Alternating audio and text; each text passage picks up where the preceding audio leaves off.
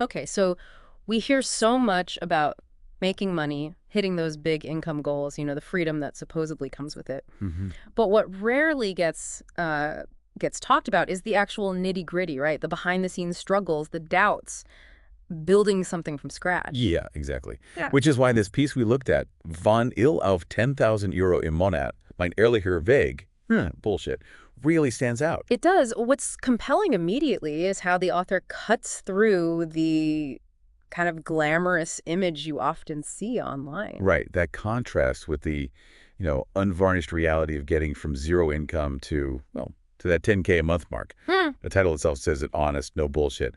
It feels like a breath of fresh air. Totally. This isn't some like overnight success fairy tale. It's positioned as a personal, unfiltered look at that journey. And the author's pretty clear, aren't they? This isn't clickbait. It's about sharing a real experience. Yeah, you really get the feeling they want to connect with people who are maybe on their own path, wherever they might be on it, acknowledging it's not always, smooth sailing. And I think for you listening, this is a chance to look past the highlight reel. Right. You'll get a feel for the practical steps, sure, but also the mindset shifts needed. And importantly, the stumbles, the stuff that happens along the way. It's about getting those genuine insights, isn't it? Without feeling swamped by stories that just seem, well, unrealistic sometimes. Exactly. Hmm. So where does this journey begin?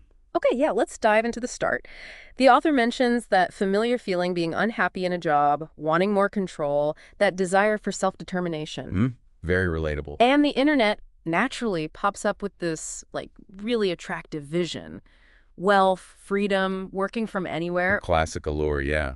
But the first steps, they weren't exactly straight line to success, were they? Not at all. And that's also pretty common, right? That initial phase, exploring, maybe getting sucked in by some gurus or courses that don't deliver. The author definitely touches on that. Getting sidetracked, maybe spending money on things that weren't effective. But what's key is seeing that as part of the learning. A learning curve, even the missteps. Yeah, sometimes those are the most important lessons, honestly. Trial and error. So here's where things seem to take a turn, a really interesting one. There's this, like, fundamental shift in thinking. Oh, I Instead of just, how do I make money? The questions become deeper. Like, what am I actually good at? And crucially, what real problem can I solve for someone else? yes. That is a pivotal moment, a critical It insight. feels like it. Because it's moving from just wanting income to focusing on creating genuine value. I mean, the desire for money is understandable, obviously, but the sustainable path. Often comes from finding that sweet spot, right? Mhm. Your skills meeting a real need. Exactly. Understanding how you can offer something meaningful that people see value in enough to pay for it. Which leads us nicely into what the author calls phase one, the learning, observing, testing phase, building the foundation. Right. And this wasn't just random browsing. It sounds like a very intentional process. Studying strategies on YouTube, LinkedIn, even Fiverr and Instagram, seeing what works. Yeah, like doing their own kind of DIY market research, observing, identifying patterns. Precisely. And making deliberate choices too, like deciding to focus on services initially. Instead of, say, physical products or drop shipping, which can be way more complex logistically, especially at the start. Yeah, probably leveraging skills they already had or could build on relatively quickly. Smart move. And those initial skills identified were content creation, copywriting, and branding. Okay. But here's the point the author stresses, and I think it's really important. They weren't perfect. They were good enough to start small. Oh, that's huge. That perfectionism trap. It stops so many people before they even begin. Doesn't it just recognizing that good enough lets you get in the game, get real-world feedback, and improve as you go. Totally. Practical experience is often the best teacher. You refine things by doing. So the first concrete offer goes out. What was it? A logo plus a brand strategy for 99 euro. Wow, okay. A very accessible price point. Seems designed to just get the ball rolling. Exactly. And how they landed that first customer is also quite telling. No complex funnels, no AI magic. Let me guess. Networking. Bingo! Through Facebook group. Just, real connection, providing value directly. See, that underscores something fundamental, especially early on. Building relationships, showing people you can help them, that often beats fancy tech. Especially when you're starting out, maybe bootstrapping. Absolutely. Yeah. Core business principles still apply, maybe even more so. Okay, so that leads into phase two. And this feels like another big step up. The shift from just being a freelancer doing tags to becoming a problem solver. Yes, this is a crucial evolution in thinking. Realizing clients aren't just buying, say, a logo. Right, they're buying a solution to a bigger problem like, I need more customers, and maybe better branding is the way to get there. Exactly. You're getting inside the customer's head, moving from selling a feature, a logo, to selling the benefit, brand that attracts customers. And that understanding, that reframing, it changes everything, doesn't it? Especially the perceived value. Absolutely. Yeah. Which explains the price jumps, right? From 99 then up to 299 or then 499. For essentially the same core work, but packaged differently, focused on the outcome for the client. It's fascinating. It shows how powerful positioning is, tying your service directly to solving a significant pain point. And the market responded, apparently. Demand increased, which sounds great, but also potentially overwhelming. Oh, for sure. That's often the next challenge. You figure out the value prop, people want it, and suddenly you're swamped. Which is where the author talks about needing to build systems. That was the crucial response. Smart. Not just working harder, but working smarter. Templates, processes, automations, whatever streamlines the workflow. It's that move from being purely reactive, just fighting fires, to being more strategic, more organized, building capacity. Exactly. That's how you create sustainability, recognizing your own limits and building ways to work more efficiently. Which brings us to phase 3, scaling. This is where doing everything solo just wasn't cutting it anymore. Right. The point where you have to bring in help to grow further. And the author describes seeking support, freelancers, a VA, a virtual assistant from the Philippines, a designer from Serbia. A classic lean digital team structure. Very common now and super efficient. Yeah, leveraging global talent pools without needing a big physical office or initially even a formal company structure. Very agile. It really shows how the internet enables these flexible business models. Accessing skills, managing costs effectively, it's practical scaling. And as the capacity grew, so did the prices again, up to $999, then $1,500. Makes sense. Offering more, maybe more comprehensive services too. Exactly. Things like strategy sessions, building sales funnels, setting up social media, broader packages, reflecting the expanded capability.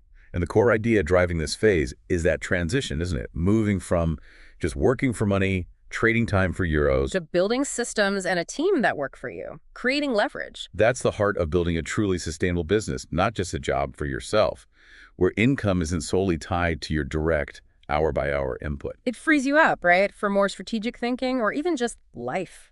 Precisely. Time, energy, options. Okay, now we get to the part the author calls real talk. And this feels really important, hitting those realities that often get glossed over. Ah, yes, the stuff that doesn't make the Instagram feed. Totally, like constantly having to push out of your comfort zone, dealing with criticism, or even just being ignored, making mistakes. Costly mistakes sometimes, the author mentioned. Yeah, and those moments where you genuinely think about quitting. We've all been there in some pursuit, haven't we? Absolutely. Sharing that vulnerability, that honesty, it's so valuable. It normalizes the struggle. Success is almost never this smooth, easy climb they show you. It really isn't. Acknowledging the downs, the emotional side, that can be really encouraging for anyone else on that path. Definitely. And navigating all that difficult stuff seems to have forged what the author calls a next-level mindset. Right. And they define that by a few key things. Focusing on solutions, not just chasing likes or vanity metrics. Okay. Building real trust, not just hype. Yeah. And aiming for sustainable freedom, something fulfilling, not just grabbing quick cash. Those feel like really solid guiding principles. A shift from external validation. To something more internal, like intrinsic motivation, a long-term view. Yeah, and building authentic relationships, basing things on trust and respect. That feels like a much stronger foundation for anything long-lasting and more ethical, frankly. Good point. So finally, the author makes this interesting distinction about the $10,000 on a month figure. Oh yeah, what's the take? That it's a milestone. A significant one for sure, but not the ultimate goal. Oh, okay, so the destination isn't the number itself. Exactly. The real objective, the author argues, is building a life that actually aligns with your own values, your aspirations. I like that framing. It puts the financial target in perspective. It's a stepping stone towards a bigger picture of a meaningful life. And the wrap-up message is quite empowering, basically saying anyone can potentially do this. With what? What are the key ingredients mentioned? Honesty, discipline, and committing to continuous self-improvement. And crucially, that starting from zero isn't a disadvantage. Right, it's just a fresh starting point. Yeah, and that the potential needed, it's already within you. That's a powerful, optimistic note to end on. Yeah. Focusing on those intrinsic qualities, Honesty, discipline, rather than just tactics. So, boiling it down for you, the listener, the big message isn't just, here's how to hit 10K. No, it's more about understanding the real, often messy journey of building something Recognizing those key shifts in mindset, the strategic focus needed. and appreciating that sustainable growth comes from genuinely providing value consistently, solving real problems. Yeah, this deep dive really shows that path is rarely glamorous or straight. Lots of learning, adjusting, adapting. It really highlights that solving problems effectively and building resilience, those are way more critical than fixating on just a number. Definitely. So, on that note, maybe a final thought for you to consider based on all this honesty. Okay? What's maybe one unsexy but really crucial step you might be overlooking in whatever you're pursuing right now? Ooh, good question. Like maybe it's a subtle mindset shift about the value you bring, or perhaps just being more disciplined with the daily grind. Could be anything. But definitely worth mulling over how these insights connect with your own journey, your own learning,